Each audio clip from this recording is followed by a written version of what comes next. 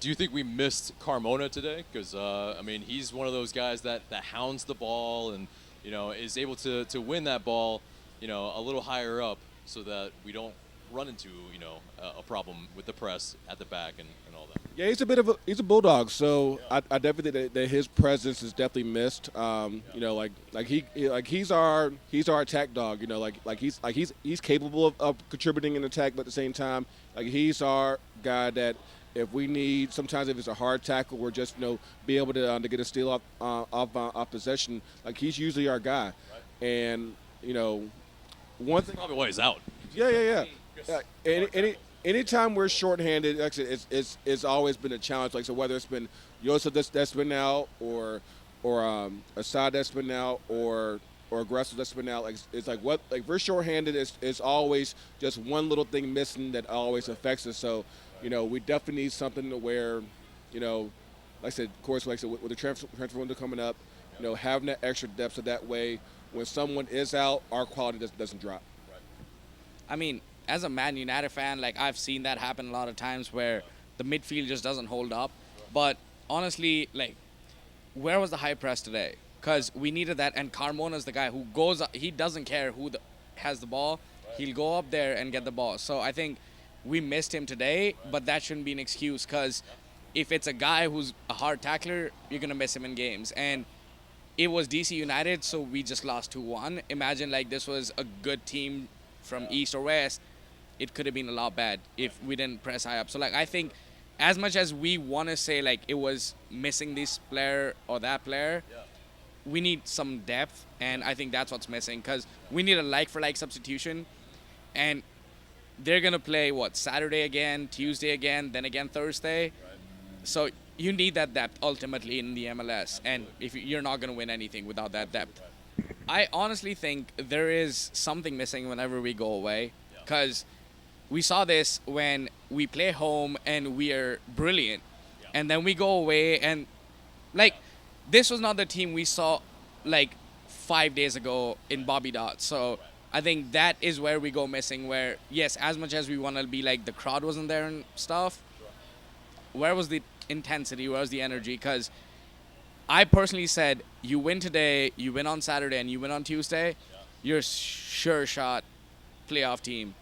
But now, again, we go away, we lose, doubts creep in, just like usual. The funny thing there is that, from the games that we played so far on the road, of course, obviously they're not nearly the same type of crowd that we have here at Bobby Dodd. And I'm not sure if it's just a case of where the intensity of the crowd kind of affects them. I do think, of course, like, just given the relative like a fans that were there in DC today, like I said, it may have affected. I think that Played down to the competition and all that. I mean, I think that they play. They haven't quite figured out like how to play from behind yet, and I definitely think that there definitely is a case of where they do play. They play down to the competition, whereas of course, when they're at home, of course they feed off us, we feed off of them, and they're able to finish the job. We just had to figure out a way to where no matter where the game is, no matter who's in the stands, they show up and show out.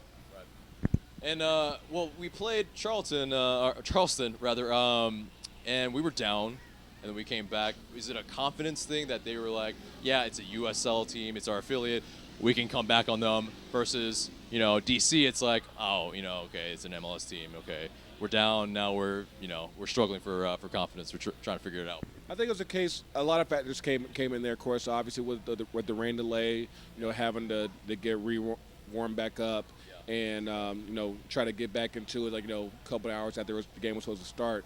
I do think that it took a little bit for us to wake up, and once we finally got rolling, it was all she wrote. But of course, that was another case of where we played out in the competition, and like we weren't alert as we should have been. Like even though we're relatively at home there, we like I said, it's one of those things where, like I said, you have to learn how to be consistent, game in and game out. And I think that's where being an expansion team kind of comes into play, to where, like we definitely have our moments where where we're sharp and we're finishing well, and obviously the goals come. At the same time, it's a matter of developing that consistency to where, no matter what the environment is, you're able to perform. So Colorado coming up. What can we do to rectify this? Win.